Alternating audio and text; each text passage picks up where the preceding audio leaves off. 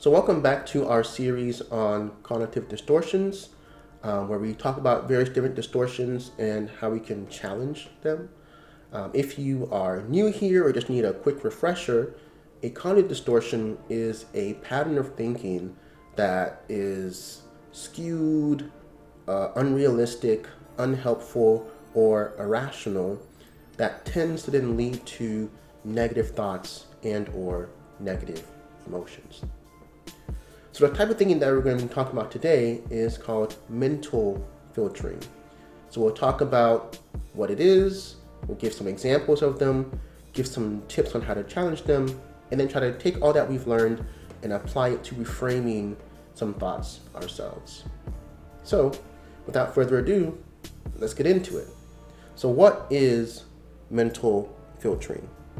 So mental filtering is when we notice only what the filter allows or wants us to notice, and we dismiss anything that doesn't fit within that narrative. It's a type of cognitive bias marked by only paying attention to specific kinds of evidence. And there are two types of filters. One that focuses solely on the negative, and the other that is disqualifying the positive. And on a surface level, it might seem like these are kind of the same thing, but as we'll see, they actually present themselves in different ways. So let's actually get into that right now. Let's start with the first one of focusing on the negative. So this is called negative mental filtering. And this is focusing on the negatives of a situation and dismissing the positives. Negative details are magnified and events are viewed through a negatively charged lens. So two examples that I can try to use to illustrate how this might manifest itself is missing the forest for the trees and self-fulfilling prophecy. So this idea or this phrase of missing the forest for the trees basically just means that you are so focused on one or two things, one or two aspects, or one or two parts of something, but you actually end up missing the larger context of that situation or the larger context of that thing itself, right? And so in this case with negative mental filtering, you're focusing so much on the one or two negative things that may have happened that you're completely missing the larger context of things, which may have been neutral or even a positive in the grand scheme of things. But you're unable to see that because you're so focused on the one or two things that happened that may very well have been negative. That is missing the forest for the trees. You're so zoomed in on the pixels that you miss the bigger picture. The second way that it can manifest itself is with self-fulfilling prophecy. So if I'm someone who tends to always view things in a negative light, in a negative way, then I might end up developing this mindset of, if everything ends up just being bad for me or end up having a negative outcome for me, why would I even put in the effort? Why would I even try at all? What's the point, right? And so I end up divesting into those situations. I don't end up putting as much time, effort, or energy into things. And because of that, because of my lack of effort or motivation to do things, things end up actually going, well, not the way that I want. Because if I'm not actually putting as much effort into something, it's probably not going to end up the way that I may have expected in a positive outcome. And so now I'm viewing that as further evidence to prove that, see, this is why I don't try to begin with, because look, it didn't end up going my way anyway. And so now I'm reinforcing this negative thought, which then leads to me not putting in as much effort anymore, which then leads to these undesired outcomes, and the cycle just continues to be a self-fulfilling prophecy. So my negative perception of things is causing me to be demotivated to do things, which then leads to undesirable outcomes, which then reinforces the negative mental filtering. And so this self-fulfilling prophecy can only really be broken, this cycle can only really be broken if I begin to shift my perspective or my way of thinking about things. Or at least that's one way that this way of thinking can be shifted, or this cycle can be broken. So let's look at the second type of filtering, which is the disqualifying of the positives. So disqualifying the positives is acknowledging positives, but refusing to accept them, finding excuses to downplay them, or minimizing positives and focusing instead on the perceived negatives, right? So the difference between the negative mental filtering and the disqualifying the positives is that with disqualifying the positives, you are actually acknowledging the positives. With negative mental filtering, you're just dismissing them, ignoring them altogether. They don't exist. You're just focusing only on the negatives. But in this case, you actually are acknowledging the positives. You're just disqualifying them. You're undercutting them. You're downplaying them, right? You're just trying to find excuses so that they don't hold as much weight anymore. So you're acknowledging them, but then dismissing them, right? And so 2 examples I can think of that might describe how this phenomenon might manifest itself is in imposter syndrome and in waiting for the other shoe to drop. So what is imposter syndrome, right? If I can give a very short and concise definition, it will be when one feels as if they are a fake or a fraud and that they don't actually have the skills or the expertise necessary to be in the position that they are in. They feel as if they are kind of like an imposter that's tricking everyone into thinking that they belong there when in reality they don't. So for example, if I work at a company, I've been working there for years, and I experience imposter syndrome, I have to disqualify a whole lot of positive things in order to come to this conclusion of I'm an imposter. Because if I have this job, chances are I probably had to acquire some level of education, right, and complete it successfully. I probably had to acquire some level of training and do that adequately. I probably had to go through rounds of interviews, multiple rounds of interviews at that, and speak to different people in different levels of the company, right? From people who I'll be working with on my team, to people who might be my manager, to people who might be a supervisor, and so forth, and display to them my competency, my knowledgeable, my knowledge base, and my ability to actually do the job that I'm applying to do. And I was able to get all those people who I've spoken to see and view me as adequate enough to do the job, henceforth why they hired me. And I've been at this job for a long time, and I've been able to do the work that's been given to me thus far, and I'm not fired. I haven't been, penalized for my work yet. So in order for me to get to this conclusion that I'm an imposter, I have to disqualify all these other positive things that serve as evidence to the contrary, right? I have to somehow find a way to downplay them or reject them in order to come to the conclusion that, oh, well, I'm just an imposter. I just got lucky. This is just a fluke. I just tricked everyone, right? You're downplaying all these things just to kind of come to this resolution or this conclusion of I'm an imposter. The second thing is waiting for the other shoe to drop. And I can't tell you how many times I've had people who would actually say that, like, oh man, like there's so many good things that are happening. I just feel like there's something bad's gonna happen around the corner, right? It's too good to be true. Like there's too many good things lining up. There has to be something that breaks up the pattern. Something that has to come that will just make everything bad again, right? They're waiting for the other shoe to drop. Good things are happening now, but I can't really enjoy it because something bad's gonna happen. I'm just waiting for the other shoe to drop. And again, that is an example, a very, distorted example of this disqualifying the positive. You are unable to accept and embrace and appreciate the positive things that are happening in your life currently because you're so anxious and fearful of what negative thing might happen in this unforeseen, unknown future. So you're disqualifying the positives to instead then focus on this negative. Okay, so now let's look at some examples. Even though I did really well in my last report, I still got edits and comments from my teacher. That must mean I'm doing a bad job, and the nice comments are just to make me feel better. So this is an example of the disqualifying the positives. So there's an acknowledgement of the positive thing that has occurred. I did really well on my last report. So you're acknowledging the positive. I did well on this thing. But then you're immediately undercutting it or disqualifying it by saying, oh, well, I actually didn't do a good job at all. The teacher's just trying to be nice, right? So you're undermining or undercutting the positive by disqualifying it by saying, oh, well, the teacher was trying to be nice, actually did a really bad job, and, they're just trying to make me feel better, right?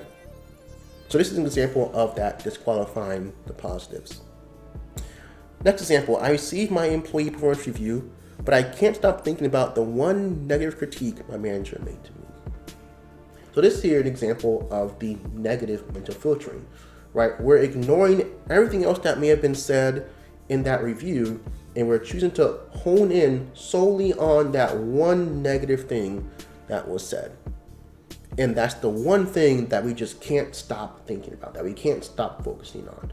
We're ignoring everything else and solely focusing on that negative thing.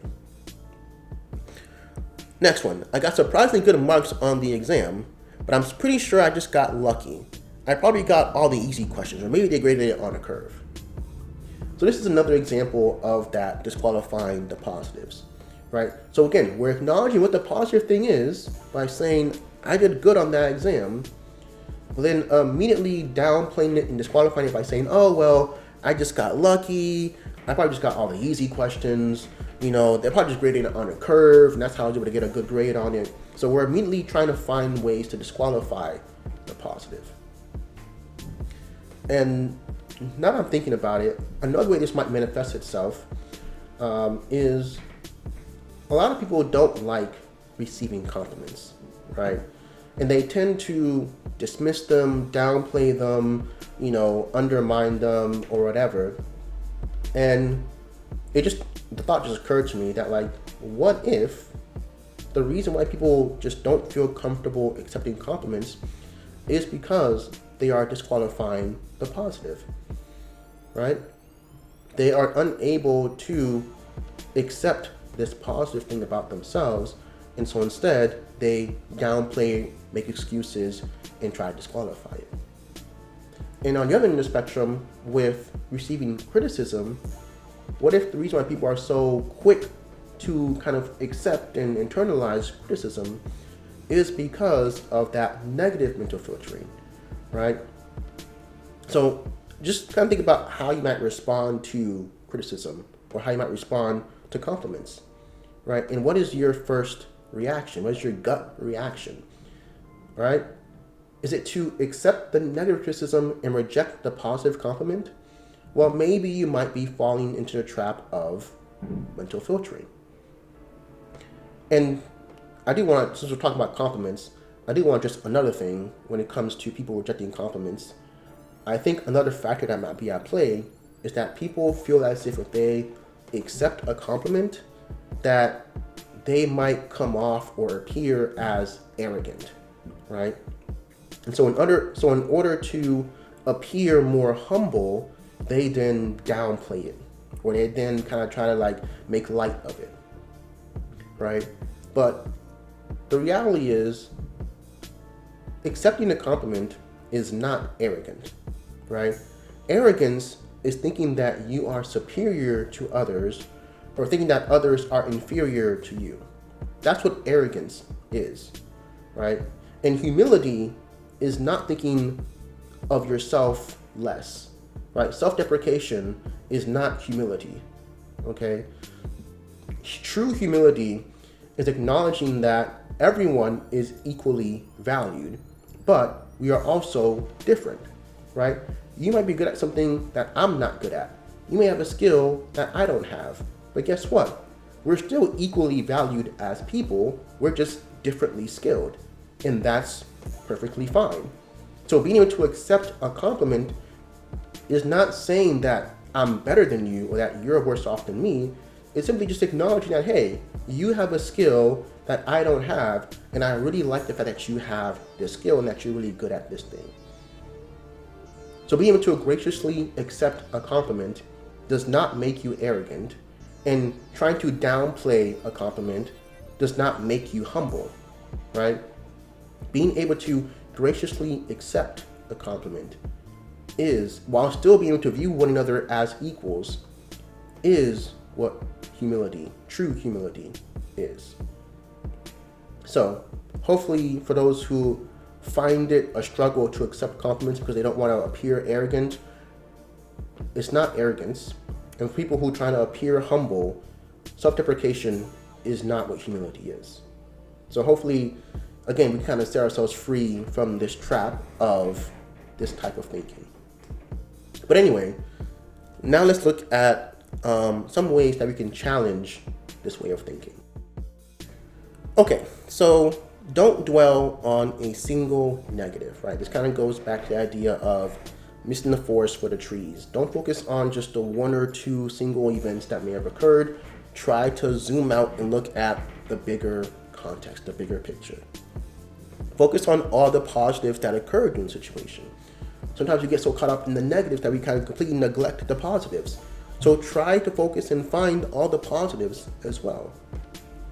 Identify both the positive and negative aspects, right? So don't only focus on positives, don't only focus on negatives, but instead look at both. Identify both, right? We're trying to find the realistic perspective. We don't want to fall on any end of the spectrum that's skewed too positive or skewed too negative. We're trying to get a complete full picture, which will require looking at both the positives and the negatives. Reflect on, which leads to the next one, reflect on the entire situation, right? So again, look at the grander context, not just on certain parts here and there. Value and acknowledge the positive aspects just as much as negative ones. Sometimes we put so much weight on the negative things, and we don't put as much weight on the positive things, right? And that ends up skewing our way of seeing things, right? Distorting it, if you will. And so we have to value and acknowledge both the positives and the negatives the same. Which also kind of leads to the next point of take pride in accomplishments, no matter how quote unquote small they may be, right? Sometimes we downplay the positives, we downplay the accomplishments that we've made, right? Because we don't think, oh, it's not that big of a deal. Everyone can do this. Everyone, and it's just like, don't downplay the small things, okay? Because you'll be surprised how much those small things over time can accumulate into something much greater. And also think about this. When it comes to small losses, do you dismiss them at the same rate as your small wins? Or do you tend to acknowledge your small losses more than your small wins? So if the reality is that you're still giving credence to the small losses, then you should be giving just as much credence to your small wins. Okay, so again, that kind of goes back to the idea of valuing and acknowledging both the same. And then last, we have cultivate an attitude of gratitude, right? So if I'm always viewing things from a negative perspective, it robs me of the ability to be grateful for the positive things that I actually do have and that I am experiencing, right? And so I have to regularly make a practice of acknowledging and being grateful for the positive things, for the good things that I do have and that I have experienced, to keep me from solely focusing on the negatives. And one more thing I'll add to this list is, again, embrace compliments and embrace criticism, right? Because at the end of the day, both of them are good for you, right? Compliments tell you about things that you're doing well, that you're doing good, that you should continue to do. And criticism tells you about things that you could be doing better to improve upon so that you can continue to grow and become a better version of yourself. So both of them are very helpful to your growth and your journey as a person. Now, of course, this doesn't, like, if someone's being mean or rude or, that doesn't really count, right? We're talking about constructive criticism here, right? Because that's what's actually going to be helpful for you in terms of growing as a person.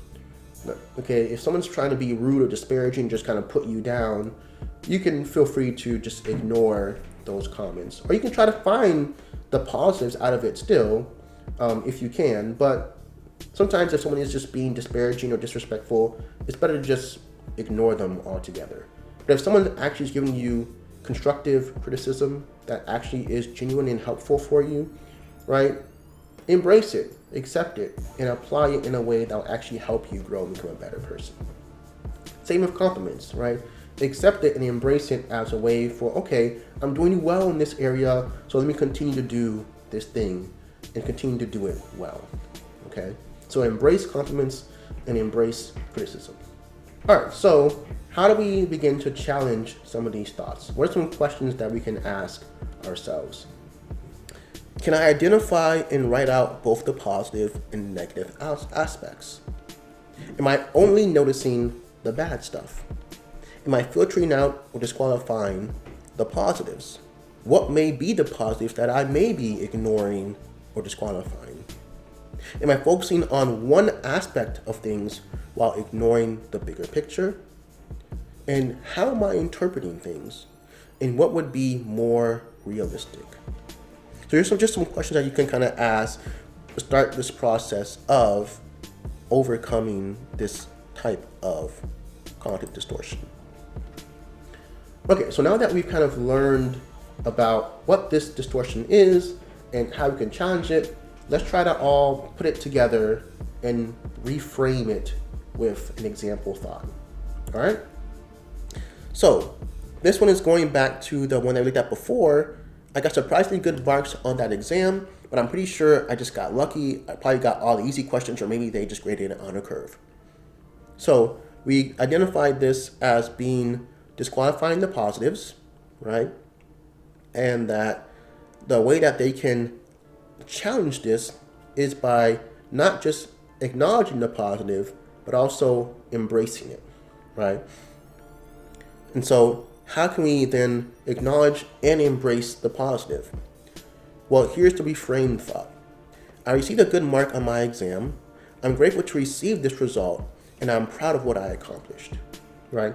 So we see here the gratitude, right? I'm grateful for what I received on this exam, right? We're seeing the embracing, right? I'm proud of what I was able to accomplish, right? So we're able to see these two factors coming together in this reframed thought, right? Acknowledging the positive, I received a good mark, being grateful for it, and embracing it.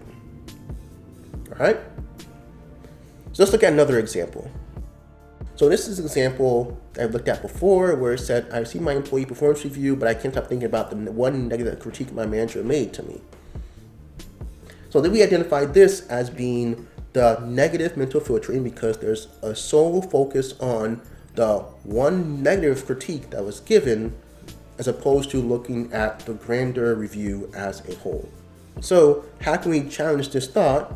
Well, we need to zoom out, right? Because we're too zoomed in on this one negative thing. So we need to kind of zoom out a bit and look at things from the greater context, from the greater perspective, the bigger picture, right? And then also try to find what actually is the point of this criticism, right? What is it that I can learn? How can I grow from this criticism? So a reframed thought might be, I was lacking in one area of my review, right? Acknowledging the negative, but I performed well in other aspects of my job. Looking at the bigger picture here, right? And then my manager did praise me for a great work ethic. And that's the purpose of the criticism, right? The purpose of the criticism in this case is to improve upon one's work ethic, which already apparently is great, right? So I'm acknowledging the negative, but I'm putting it in the greater context of things by saying, well, the rest of the review went well. I'm doing good in other aspects of my job. And then also putting it in perspective of what can I learn from this? Well, this is meant to help me grow and become better with my work ethic. So this is just how we can reframe and challenge some of these thoughts that might be at its root based upon this mental filtering. All right, so hopefully this has been helpful for you to identify this type of cognitive distortion, mental filtering that you may have practiced or may have kind of seen in your own life, and kind of help you find some ways to challenge them and overcome them as well. And of course, remember, although I am a therapist, I am not your therapist. So if you are in need of further mental health services, please reach out to a clinician that's in your area. I can personally help you along your mental wellness journey. And as always, all the best.